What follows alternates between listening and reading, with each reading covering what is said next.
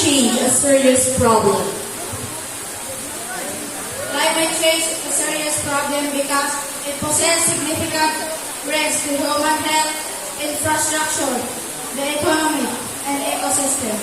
The Earth's average temperature has risen by 1.5 degrees Fahrenheit over the past century, and climate scientists estimate it will rise another 0.5 to 8.6 degrees Fahrenheit in the end of this century. While it might seem a small change, it can have a major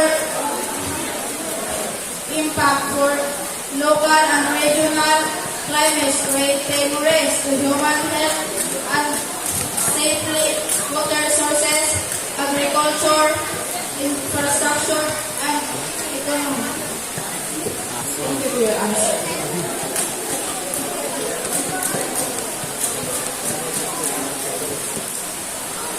As a student, how can you reduce the risk you face from climate change?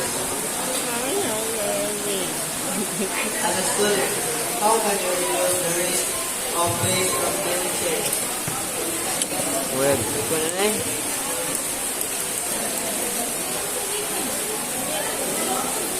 Simple actions is using energy efficient like bulbs, looking for the energy start label appliances and other products.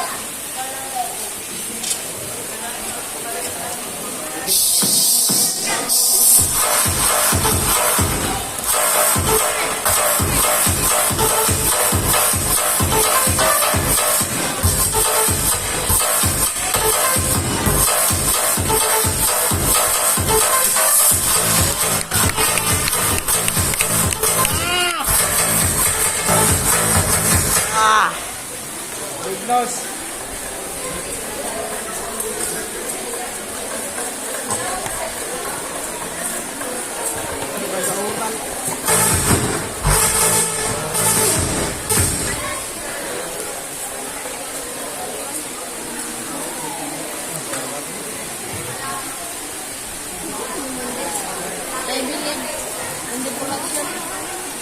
Why is climate change a serious problem?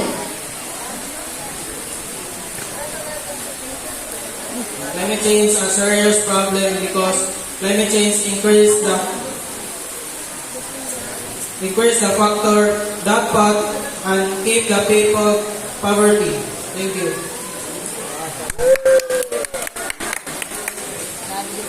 Same question. Why is climate change a serious problem? Thank you for that wonderful question.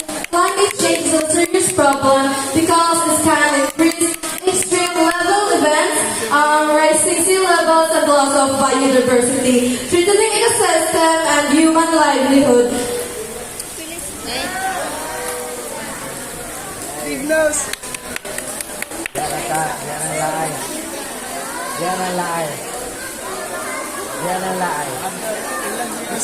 Big nose.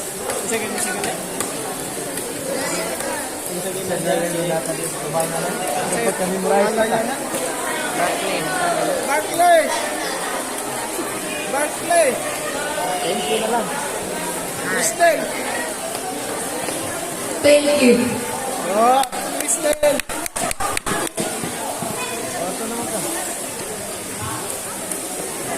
Oh my God.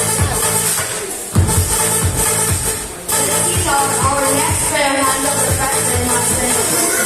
Please now welcome the stage prayer candidate number 8, Ms. Erin Louise Susan and Jolina Mario of Grade 11 Department.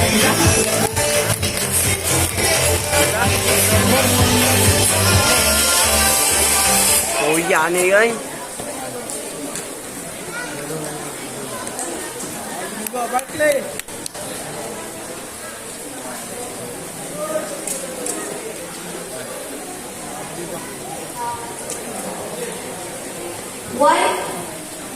Why is climate change a serious problem?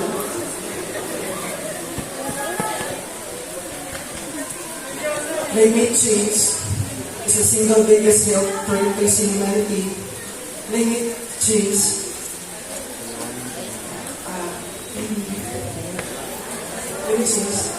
impacts are really harming people's health.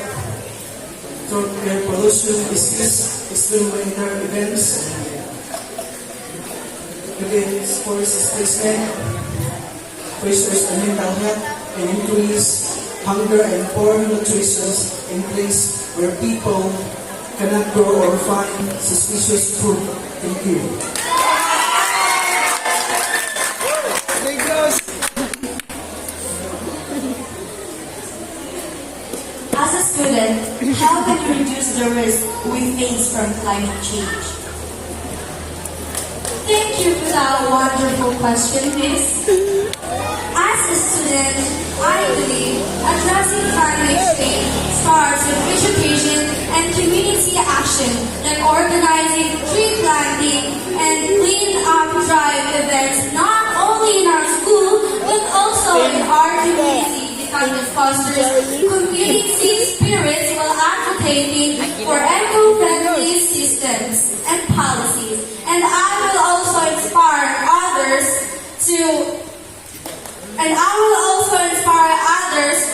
by making sustainable choices like reducing plastic use and conserving energy for a better and healthier planet.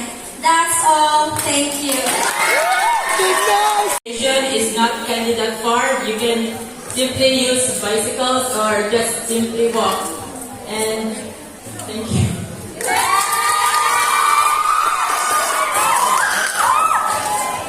Dignos. Same question.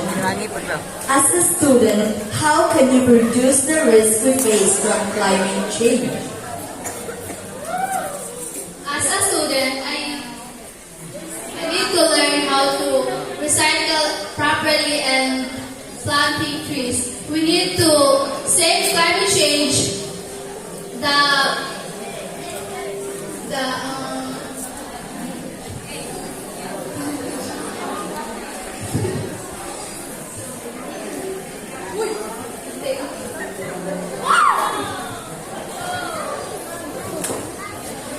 Still have 2 more pairs remaining in the next Cristel.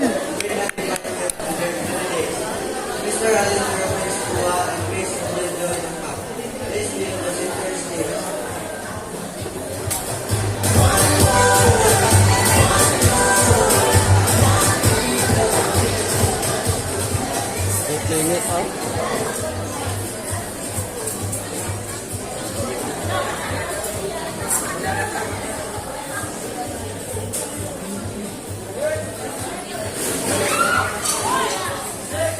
As a student, how can you reduce the risk we face from climate change?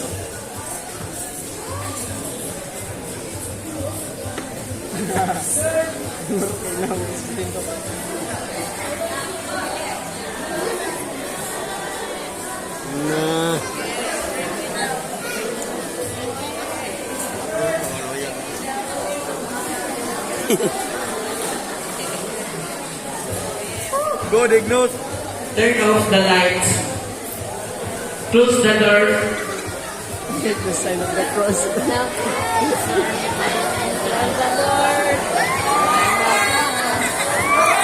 Thank you.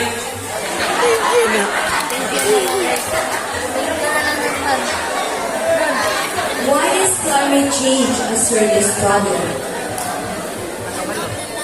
Climate change is a serious problem. Climate change is a serious issue because it can lead to extreme weather, rising sea levels, and can affect both human and it can affect both nature and human life. lang. Cristel. And the climate change can be a global problem that we all need to address. Finally, our last pair of candidates will disclose their ideas in the given questions.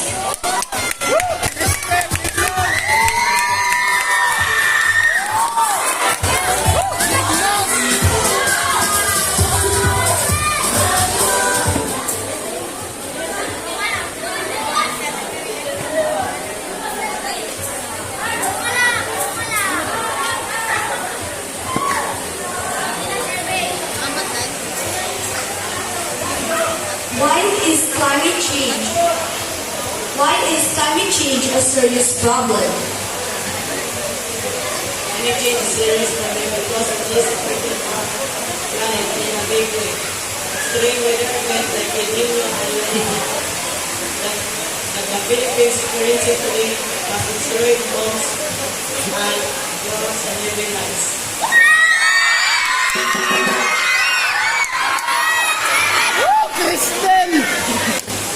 As a student, how can you reduce the risk we face from climate change?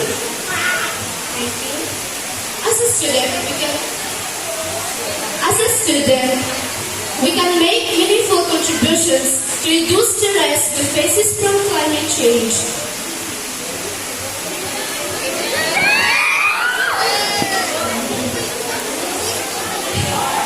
Thank you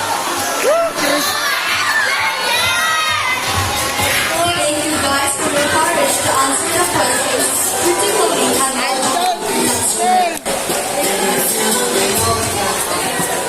Employ